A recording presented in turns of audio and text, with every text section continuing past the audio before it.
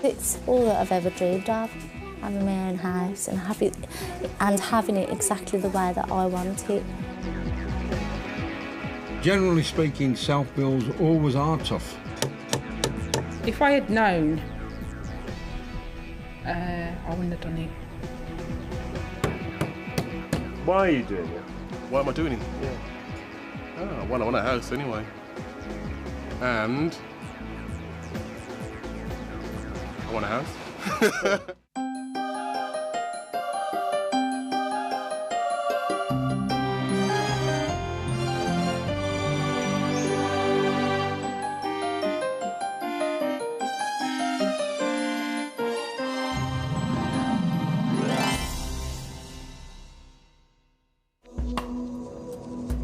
Owning your own home can seem an impossible dream for anyone, but even more so if you're on a low or assisted income. But here in Birmingham, a local housing association are running an innovative scheme where a group of people who can't afford to buy their houses are being given the opportunity to build them. Most of the 11 self-builders here are on low or assisted incomes. They're a multicultural group selected by local housing association Accord to work as part of a team, building their own and each other's houses. None of them had any previous building experience, so they spent 2 years being trained and started on site in May 1999. With 11 houses to build, this project will take them 4 years from start to finish, but they each have powerful reasons for taking on such a huge commitment.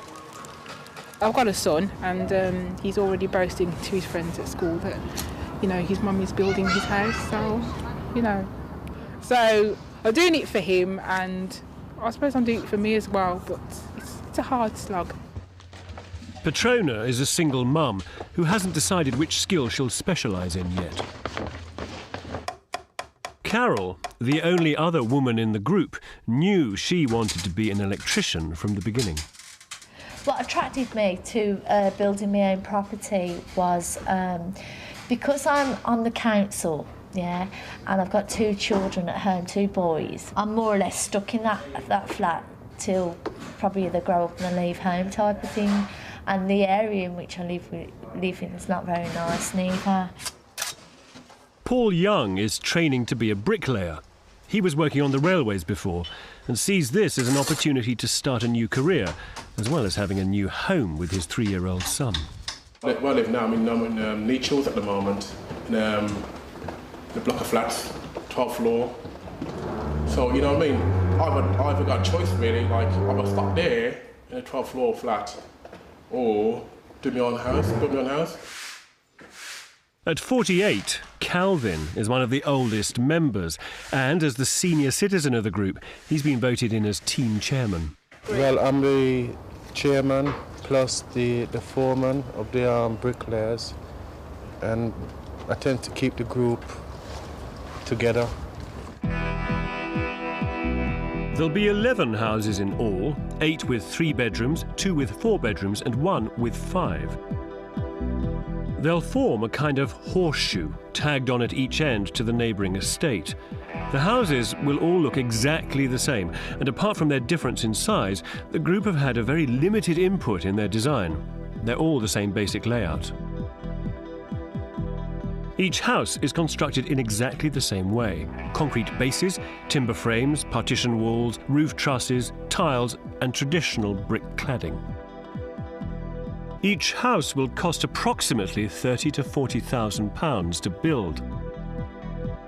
Their current estimated value is £60,000 to £70,000. In return for building the houses, they'll each own 25% of their finished home. This is called sweat equity.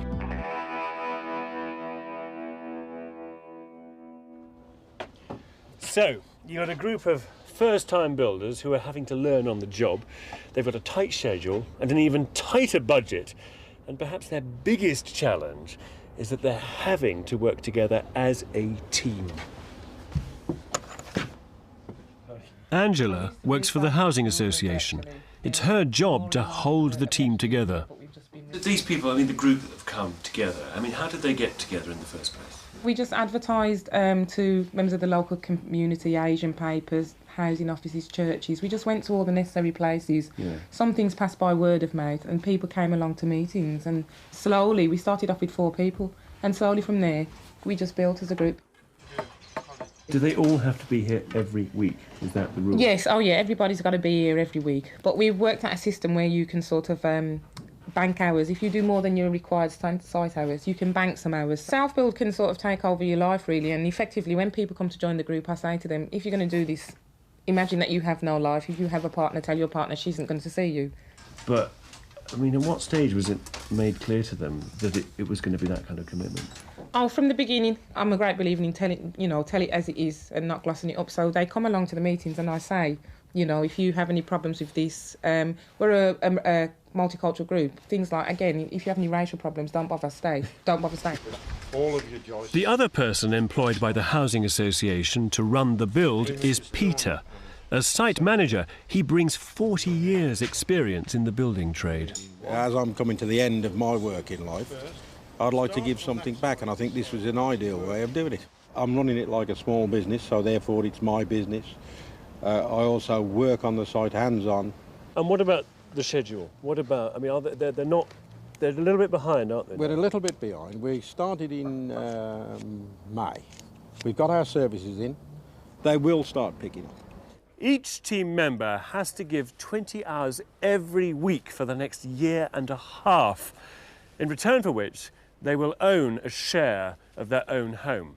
Now, at any point in the future, they can increase that share by buying back more from the Housing Association, say with a mortgage, or they can carry on paying rent to the Housing Association, or they can sell their share on.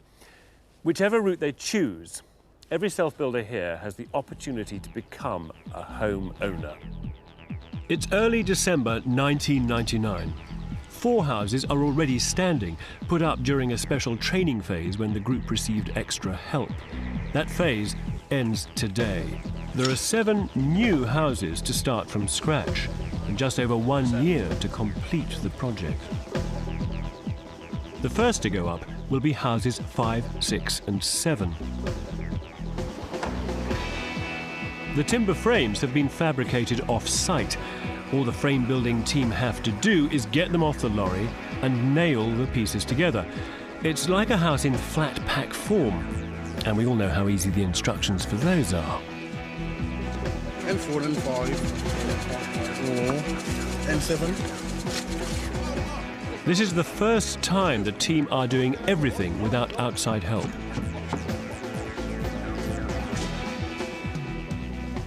The method of construction they're using is one that's really popular in America, but it's fast catching on here as well. All they do is lay down a damp-proof membrane straight onto the concrete floor, put a base plate in, and what they've done here on top of that is build the entire structure in timber.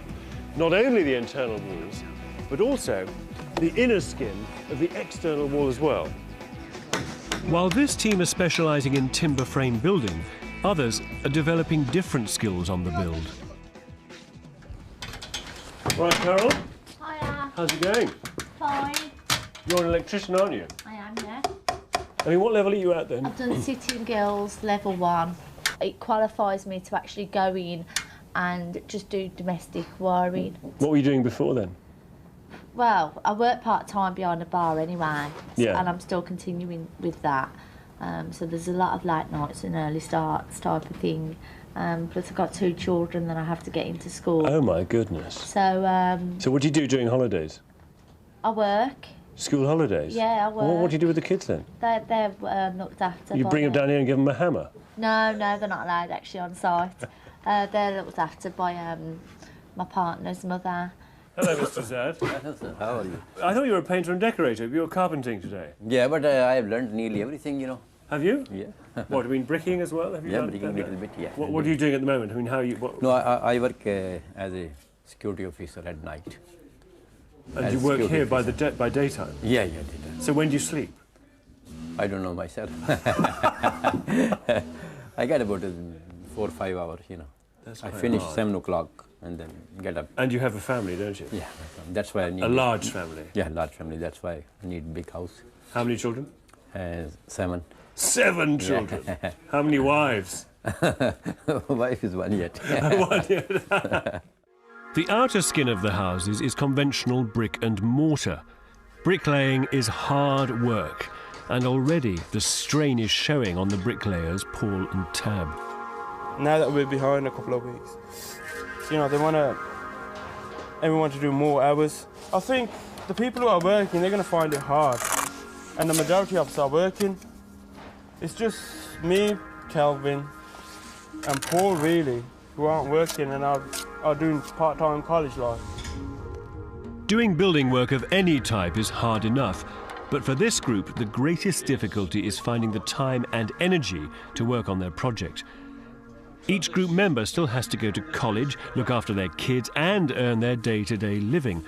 And after doing all that, when most of us are ready for a good rest, they've still got to put in 20 hours a week of hard graft on a building site, for which they receive no extra cash.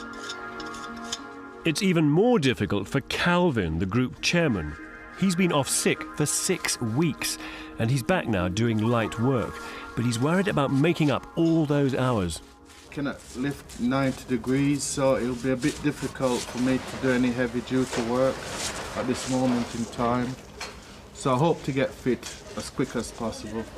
I'll be doing a lot of light work for the meantime until I get fully fit to do the brickwork and also the tiling.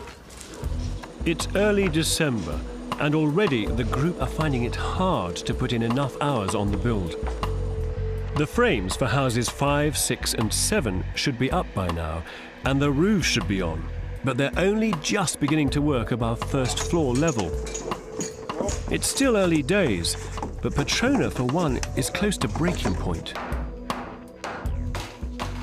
I knew it was going to be hard, but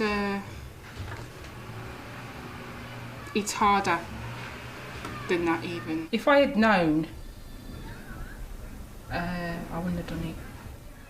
Well, I think that generally speaking, self-builds always are tough. And I don't think people who go into them at the very beginning, especially people who haven't had any experience of the building trade as such, realise just that it's just hard work. You've just got to get stuck in and get working. So I think people get a little bit of a shock there who have not been in the building game before. But this team are just not getting stuck in. They're simply not building enough. So Angela calls everyone for an emergency meeting. Site hours and morale. I know the winter months are starting to set in, and I know that through about 3 or 4 group members, some people are concerned about the morale and about the hours and so forth that are being done on site. One of the first things I want to do really is to thank Paul and Tab, who have really been putting in their hours and so forth and working really hard above and beyond the call of duty wherever needed while here during the day. That doesn't mean that we're pointing the finger at anybody who is not during the day, because people's circumstances, employment, unemployment are different, and what they can put into the scheme is different. But I am concerned that the winter months are setting in now, Christmas is coming, and you know, when the cold bites, people aren't really enthused to come out of their homes. And also, Ramadan is coming also. No, I know, and I'm conscious that Ramadan is coming up as well. You're doing well, but experience from the previous groups, this is the point where the groups start to falter because the winter weather's coming and that level of enthusiasm isn't there. Does anybody want to say anything? Well, I had a word with you, didn't I? I'll be honest, I was thinking about leaving the scheme. I explained to Angela the reasons, and some of them are to do with my domestic arrangements and whatever. And also because I felt that I didn't have the flexibility to do the extra hours, and so I couldn't bank any time, so I could never have any time off. And I thought that was quite difficult. It's only 2 months since I first came here, and already things are going wrong. Morale is low, they're falling behind schedule, and if that's not bad enough, some of the group members are even thinking of pulling out. Now, winter's setting in, and what was always going to be a difficult project is turning into an even bigger challenge.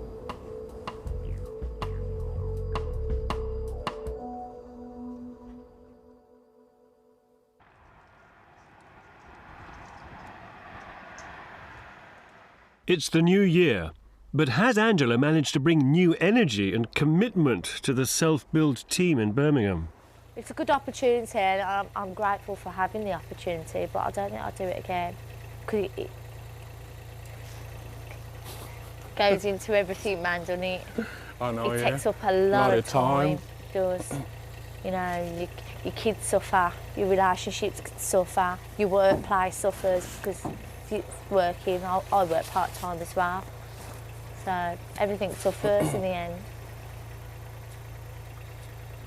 You know what I mean? And you don't realise that. You don't realise all of that Until you come on and do until you it. come on and you're doing it. The building work is still mostly outdoors and the weather is appalling. With all the rain and the team still struggling to put in their hours on site, Peter, the site manager, has a lot to battle against. Charlie, let's go down now and check these out, mate. I think we lost in the December month 192 production hours. And we lost in November too, and we lost in January too, because it's the plasterboarding that's really put us behind. We just haven't been able to get on top of those. Nailing up plasterboard isn't difficult, but it is a repetitive and tedious task, which nobody in the group appears to want to specialise in. What makes it even more frustrating for Peter is that with the bad weather, this is one indoor job on which the team could really be catching up time. And to add to his problems, they also have to deal with vandalism on site. We've got to put up with all these little things that keep happening. Breaking Sunday evening, not excessive. They didn't do any damage internally, which was a blessing. But it's there again, it's time and money, and you know, you're looking at 250, 300 quid before you turn around. But it's not all bad news. Petrona, at least, is trying to put her difficulties behind her. You had a problem before Christmas, didn't you? You wanted I took some time off. off. I took some time off. Yes. To spend with my son Yeah. and recharge my batteries, Yeah. which I've done, and which is why, you know, I'm back. Were you not thinking maybe that it wasn't for you at a certain point? Oh, you always think that. You always think that you'd rather be at home doing something else, or, you know, just sort of concentrating on other things. But, you know, the whole idea is to get it finished, get it done, and then, you know, you carry on with what you want to do. So it's a chapter in your life, but, you know, there is an end to it. So I'm just looking forward to that, seeing it finished. By February, houses 8 and 9 are up and ready for the roofs to go on. Roof tiling is a fairly specialised skill, plus you need a head for heights. Petrona, Calvin and Tab are among those rising to the challenge.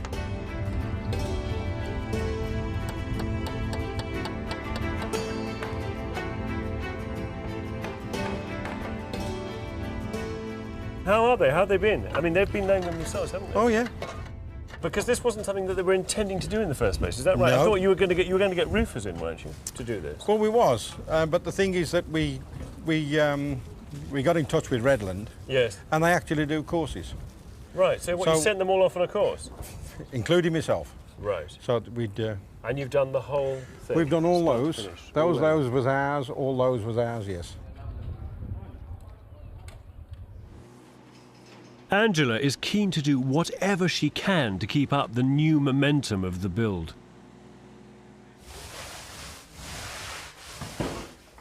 Things have improved over the past 3 weeks, wouldn't you say so? I think so. Yeah. Yeah. Because on the timesheets I can see that the hours are improving. Now that the summer daylight hours are coming along as well, the group are committed to putting in a few more extra hours to try and take the process forward.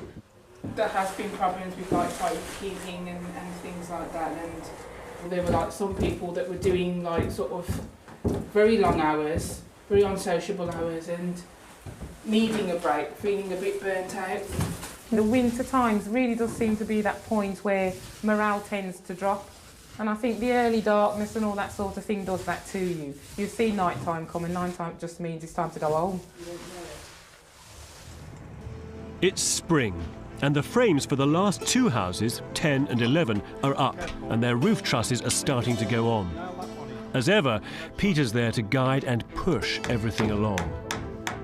It's unusual for self-builders to do the roofing, But Peter is determined that everyone on site should learn as many skills as possible. And by putting up their own trusses and doing their own tiling, the group have made a substantial saving of £15,000, which they can now plough back into the build. All 11 houses are now up, and in a month or two, the first 4 will be ready to move into. This provides a welcome inspiration for everyone. Carol's working hard doing the electrics in Calvin's house to help him get in. How much more have you got to do in this place? In here? Yeah. Just these. And that's it? Is the house done then? No. We've still got to drill the for the lights. He's having 42 spotlights in here. How many? 42. Or thereabouts. But this is what you call second fix, isn't it? Yeah. Because all your cables are in, you just got to stick the fittings in. That's right, yeah. I think we're all getting a little bit more excited now because like the house has actually gone up now and the frame's up. The roofs have got to go up this week as well. Yeah. So when do you move in? I'm hoping to move in by the 29th to the 5th of June. Wow, that's very soon. You excited? Yes, I am. I bet you are. And you bring your family as well to bring in, yeah? Yeah, my daughter. Yeah? Yeah. The whole place is painted different shades of green. Yes, it is. Why did you consider doing the whole place in kind of different shades of the same colour? It's soft colours, and I'm a soft person, so that's how I love it. Yes. So how are you going to furnish it? They're having big cushions, buffets. Yeah? Right, on the floor, because I don't like furniture. All right, so it's going to be very freestyle then? Yes, it's going to be like a bachelor's place as well. Oh, yeah? Right. Are you a bachelor? Yes. And so I also hear you're going to have, I think the electrician told me, Carol, 42 spotlights. Yes, because why? The reason is that I don't like wires hanging down because I think it's old-fashioned. But I'm going to have dimmers in here so I can dim out certain lights and switches to switch off certain lights. It's going to be quite a groovy pad, isn't it? It is. Well, I already figured out where I'm having my boxes already. I'm going to give Mr. Hazard hells. So where do these want to go then? In here? Big kitchen? Yeah, nice, isn't it? Oh, God, I just broken one. No, that's all right. Sounded awful. It's about 5 times as big as my kitchen, I have to tell you. Well, I haven't seen it's enormous. Because it's a big kitchen, you know, so some money I paid from my pocket. Oh, really? Over and above what the budget was? Over budget, you know. It's the best one we chose, I think. Best one? Best quality? Yeah, best quality. Absolutely. Yeah, so how much extra did it cost you? £500. All right, well, that's not outrageous, is it? Not so bad, yeah. All this is very beautiful, but you are still behind. Yeah. How far behind still now? I reckon now that by now we should have been at least halfway. We should have had at least 6 houses completed by now. So? We've only got 4. What's that, 3 months behind? Yeah, probably 2 months, I would say. And you wanted to be in by Christmas? These schemes cost money, you know what I mean? And we can't afford to waste money because money for the group members is sweat equity. So the sweat equity that they're all getting, the percentage value in return for their labour, is getting diminished. Yeah, you're eating to your ownership, your part that you own. So you need more effort. Yeah. Even more. Yeah. And of course Peter's going away. He's going away on holiday to Australia. Yes. Peter's going away in Australia to see his family. And, you know, my concern was that because of the fact that he's not here, things are going to slip again. Before Peter leaves, he has to ensure that the pace of the build keeps going while he's away. He's decided that he has to push the plasterboarding forward, and so he's organised certain members of the group into a focused team. He's called it the A-Team. So what's your reasoning behind putting them together as a team? Well, to try and move the production along, because we've got to try and get people in by December the 31st. Yeah. So if we try to board a house using as much of the labour as I can. When are you off? I'm off a week Sunday. So I won't be back again till after the August bank holiday. Yeah. So how are you not going to manage? Are you going to be you're chair of the committee, Calvin? Yeah. Are you going to be running the site? Yeah. Are you? Yes.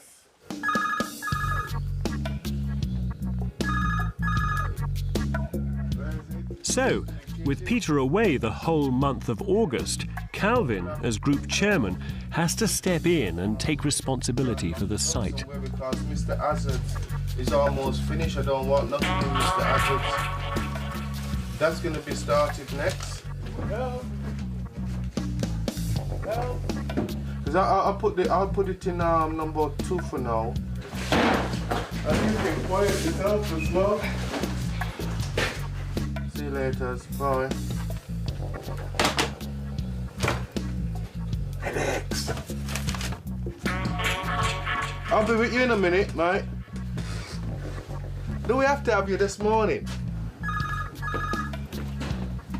I'll just see what's happening outside. How many more? I'm gonna kill somebody. Honestly, do we have to have you? Definitely. Can't you go away?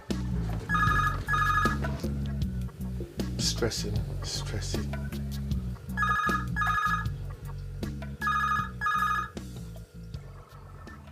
Despite all Calvin's hard work, progress has been slow. Unfortunately, the majority of the group, including the A-team, are suffering a dip in motivation. This isn't good news for Peter when he returns from holiday in September. I would have liked to have come back and seen 5, 6 and 7 boarded. And unfortunately, we're still stuck in 5 and 6 and we're nowhere near finishing them too. We've certainly got to pull our finger out now to finish by Christmas. There isn't any doubt about it. Peter and Angela are so worried about progress, they've called everyone to another meeting. After the experience of last winter, they want to propose bringing in outside contractors to help meet their Christmas deadline. 2 minutes, quick. Thank you.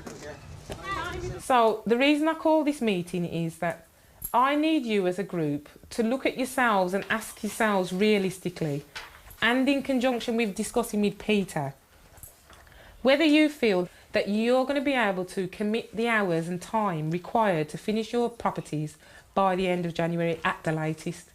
For every week past that we don't finish, it costs you £1,000 a week. So that's a grand of time that's been lobbed onto your scheme. So that grand of time is eating into your equity money that you're entitled to for the labour. If the group came to a decision that yes, it does make sense to bring contractors in, would it and we do get into our houses December, January, do we lose any sweat equity then? No. We don't. Because my whole point in saying why we should look at bringing in contractors is that they will make sure to help that you achieve that equity and hopefully helps you to achieve that this scheme is finished by the end of January and everybody's in their house. I fully endorse what Angela said because you need help. Let's get people in by Christmas, at least for people to be in the houses. So I'd like you all to show a hand of whether you're for or against this motion for us to bring in some contractors to help out on the scheme. So 4. 1, 2, 3, 4, 5, 6. Okay, 7, 8. 8, 4. Anybody against? No. Well, the ayes have it then. There are 4 months to go. Even with outside help, getting all these houses finished by Christmas will mean even more hard work for everyone. And there's another winter to get through.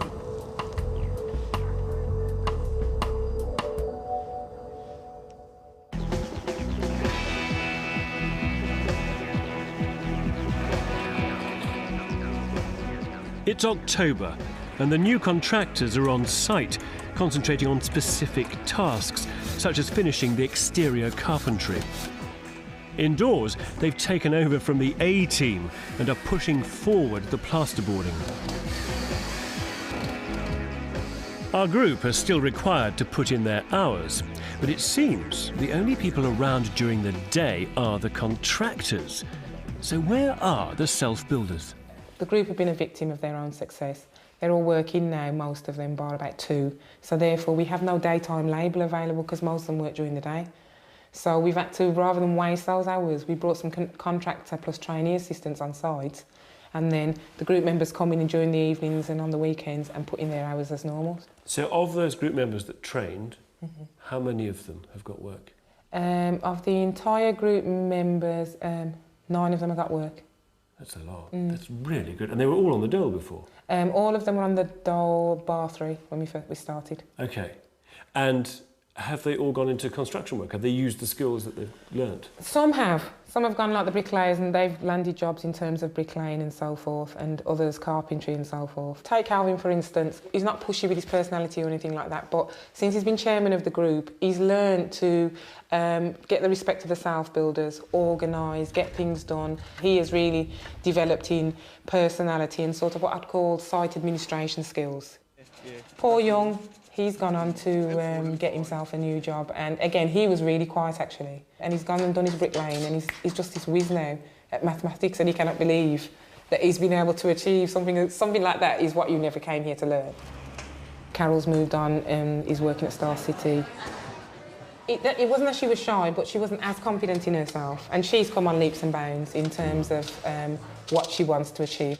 So are they going to be able to keep the motivation up all the way until Christmas? There's no are they going to. They will keep the motivation up. They've got to? They've got to, because to achieve, as I said, to get into their properties, that's what they've got to do. The scheme's on track. It's down to the self-builders. I've set all the things I can in place to encourage them to deliver, basically. And it just comes down to how bad do you want it, really? Well, I'd say they want it pretty bad, because after a full day's work at their new jobs, they're coming down here every night to put in their hours.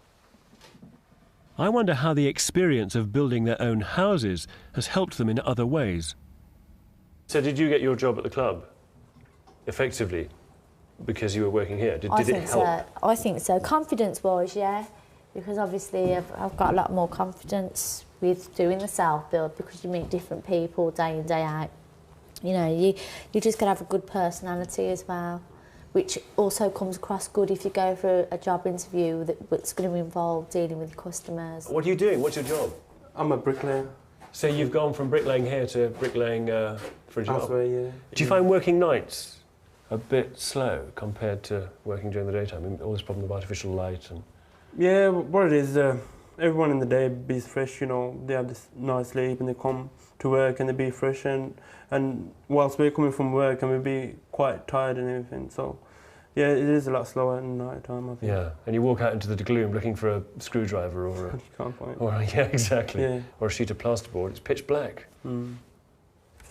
It's not enough to work hard. The buildings have to pass regular monthly inspections. Eric Marshall, the site inspector, has been visiting for a year and a half, and I want to know what he thinks of the quality of the work here. And they'll have to be taken off. Are they? And they need to be square with the window there. Absolutely, yeah. Right. That'll be done again. And if you look over here, they've got the tape. It's far too near the surface, and it hasn't been covered. Look. So it's split? It's split. It's coming near the surface.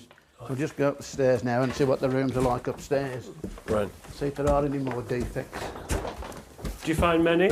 They seem quite small points to me. But does Eric think these houses are up to standard? How do they rate against commercial builders? Well, they're not too bad at all, really. And when they've put all these things right, it will look as good as a professional builder. The technical success of these self-builders is a real achievement, and socially this scheme feels very progressive. However, I do have reservations about the architecture, and I wanted to ask the head of the Housing Association, Chris Handy, why these houses look so like Brookside Close. Walking down this street, these houses really don't look that different from those that are put up there by a commercial developer. They're not, how shall I say, architecturally that innovative, nor are they particularly innovative in terms of their environmental friendliness, you know, their green value. They're conventional brick-built houses, aren't they? We don't want social housing to look as though it's social housing, because there's been a problem, if you like, of some stigma attached to social housing in the past. So we're trying to get away from, if you like, showing housing to be, if you like, for needy groups. So your brief to the architect here was designed as something which looks similar to what's going on up the road? It wasn't our brief to the architects, it was the self-builders. And I think that's a critical issue as well, that the group itself wanted housing of this nature, of traditional construction, I mean, there's another advantage in that as well, in that what we wanted to do as part of this project is to, I suppose, equip people with real technical skills so that they could get jobs on the job market. So the traditional construction techniques have helped them do that. It's no good teaching people unusual building skills that they're not going to be able to use in the job market. It's late November, and for the self-builders, the rewards for their efforts are finally in sight. The budget for the build includes £1,000 per house for kitchen units and appliances, but that's it. They have to pay for all their own furniture.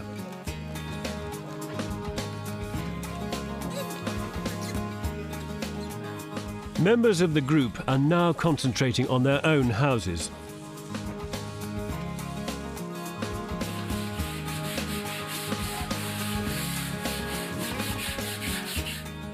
This build has been underway for 18 months now, and it's now December. This is the month in which they were supposed to have finished. And actually, they pretty well have. Calvin's house is number 3, and he's already moved in and is making it a home. Hey, what a pad! I remember you saying you didn't want any, you didn't want much furniture, did you? No, look. Just proofers, yeah, the stereo. and your sound system. And the sound system. That's a major piece of furniture in here. My goodness. Yes, that's a 1,000-watt Pioneer there. This is going to be a club, this place. Oh, you can say. Where my friends can come out, chill out, and we can play music, sit down, talk about Rastafari and all that. Oh, it's huge, Calvin. Kitchen, it's massive. It is massive, isn't it? Dining area here, breakfast bar, everything. Units. Yeah. What's this? Dishwasher? Dishwasher? No, washing machine, tumble dryer. Yeah. And fridge. The fridge. It's got its own house. Yes, it Over has. there, fridge, freezer. How many bedrooms have you got? 4 bedrooms. 4. Yeah, very, I mean, you know, small, but actually, I think I grew up in a bedroom that size. It's fine. Yeah? So I've got a this is what, airing cupboard in here? No, it's... Yeah? Tank. Tank and airing cupboard. Right. Nice bathroom.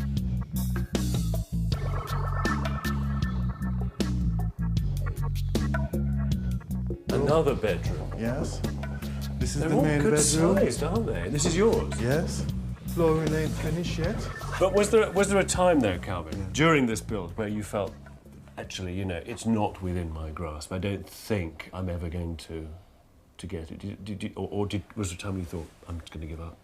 No, I never thought that, because it's too much of a stronghold. I've waited 5 years, so no, I didn't think of giving up. Never once thought that. But what was the worst time? It's when I was off sick. Oh, really? Yeah, with your back? With my back. I couldn't come in. I wanted to come in, but the doctor said, no, you can't come in. And how long were you off for? For about 2 months. So how did you make up all that time then? I just came in and I just worked. Really? Yes. What was the best time? What was the greatest moment in all of it? Or is that yet? When all the brickwork finished. Oh, really? Yes. And I walked down here and I went, oh, yes, the brickwork. What, just because you were relieved to get it all done? Yes, because that is the hardest part, I think, is the brickwork. Paul, one of the other bricklayers, lives right across the street from Calvin's. He's ready to start decorating. And I just want to end up like building my own house, sort of thing, you know. No, I can do it. Yeah. Well, most of the things anyway. Yeah. Yeah. You know, and not that, you know, because we know all our neighbours, and we like help each other now. You know, if we need anything, we'd be more like considerate to each other. And well, yeah, but it's a bit different to kind of moving into a brand new estate and taking 5 years to get to know your next door neighbour. That's it, yeah. See, we already know each other already, so yeah, that's a good thing about it. Yeah, the community's there before you've all moved in. That's it. Now we've got our own little community now. Yeah.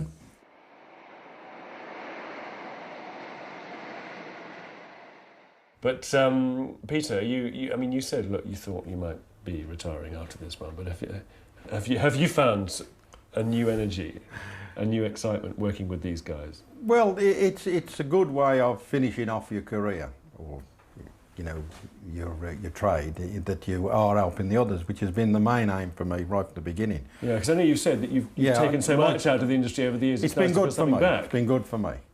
And so to be able to put it back in has been a plus. And when these people are now working, got a good life in front of them, earning some decent dough, that's good to see. Are you pleased? Very pleased indeed. I mean, one of the things that we've geared ourselves towards is the quality of the work that's carried out on the site.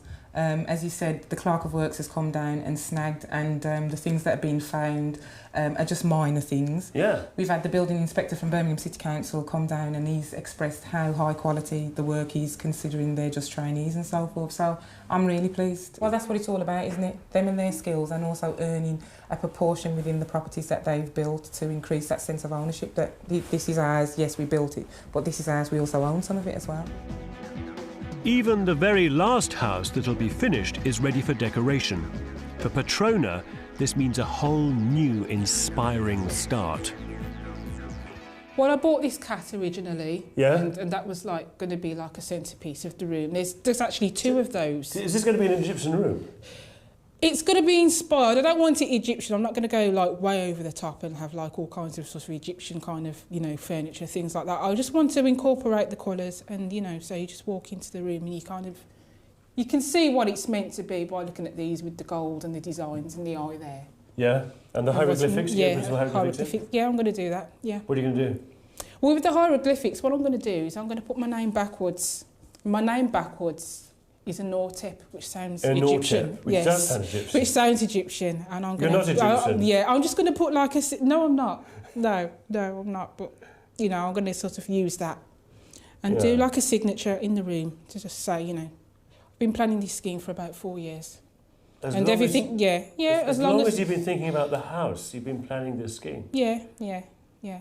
The Egyptian idea, yeah. Did this motivate you to build the house, to get involved with the project? The idea of having No. But I must admit, though, if you get an opportunity to build your own house, you know, when it comes to decorating it, you do tend to sort of use, you know, come by ideas that, you know, you wouldn't normally get to do. So it's all been very, very inspiring. It's just a way of just, you know, ending it all and... Freedom, in other words. It's a freedom of having a blank canvas to work on. Come and show me your kitchen.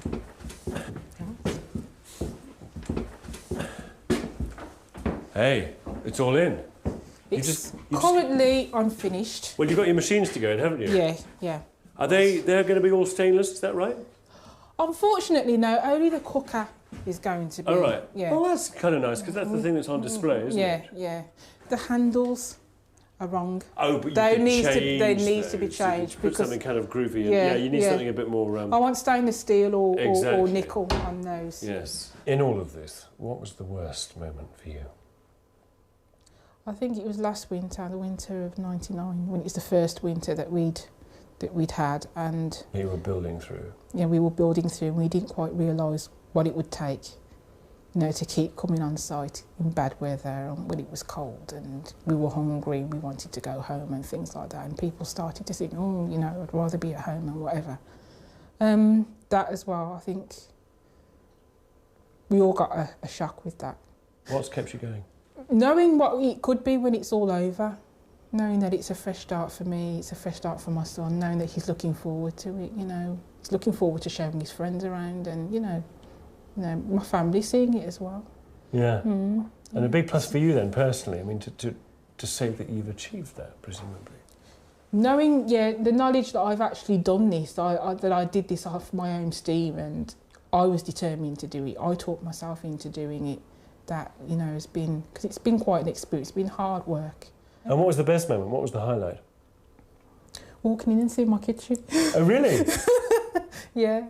When did you do that? Last week. Walked in and seen it. Very exciting. Yeah. As part of you, it you looks like a house. Looks like a house, you know, it's got a kitchen. Suddenly it's got a kitchen and For Carol, too, it's a first chance to make her own home. These are wall placards that I'm going to put up on the walls. Yeah. How much stuff of this have you got? Quite a bit, actually. I didn't realise just how much I had. This is all glazed bread, glazed... Well, have you been buying all this, yeah. Carol? amazing. You're going to decorate the whole place to look... I bought these, actually. This is your fantasy home, isn't it? Yeah. Yeah. My kitchen, I want my kitchen and my living room. When did you start to plan and buy all of this stuff? When did you start getting the bug for all of this? About 3 years, That far ago? So even before you'd built the house, you'd already dreamed what it would look like? Yeah. I just don't want one room to look nice. I want all rooms to look nice. I want it to look like a show house. Because it's all that I've ever dreamed of. Having my own house and having it exactly the way that I want it. And this is the only way I can do it, by going out. I mean, I've probably brought too much, but I'll find somewhere for it. You'll find somewhere for it to go, won't you? Yeah. But I mean, it is exciting. Yeah. I mean, I've got a big dolphin coffee table as well. It's just been stuck in a box since 1997, because that's when we brought it. And it's just big, massive dolphin tower. It's lovely. I mean, I was going to ask you what the best moment of the build has been, but it's kind of... All of it. It's almost pointless, because the best moment for you is going to be moving in, isn't it? Well, basically, yeah. Moving in and getting all my stuff out and putting it in different areas, and my colour scheme as well. I'm just going to, like I say, I'm going to keep it neutral here with a green ivy going through the top of the ceiling and trailing down the walls. The hall, I'm going to colour wash it a warm colour. The living room's going to be marbles effect on the walls. The kids' bedrooms, I've let them choose their own colours, really. So they're going to have 4 different colours on their walls. Mm-hmm. And the bathroom and shower room, I've even gone for a dolphin tile effect. Yeah? Yeah, on the bathroom and the shower room. It's all very exciting now, but there must have been times, whether or not, when it was really hard. I mean, well, what was the worst moment for you in this build? Truthfully, if you're not careful, it can ruin relationships. We haven't been a family for 4 years because we're never all together. Yes. So it hasn't been so much a worst moment as just a trial getting through the whole thing. Yeah. It's like hard explaining to the children as well. You know, I try and say to them, I know where we're living at the moment isn't very nice, but we still have to live here. We still have to look after it, do you know what I mean? But, you know, and like I was saying before, you feel guilty sometimes because you can't devote your time to them. But hopefully it'll be a future where what we're proud of and the children will be proud of too. Yeah. I see this as an investment that I can leave them. Yeah. Do you know what I mean?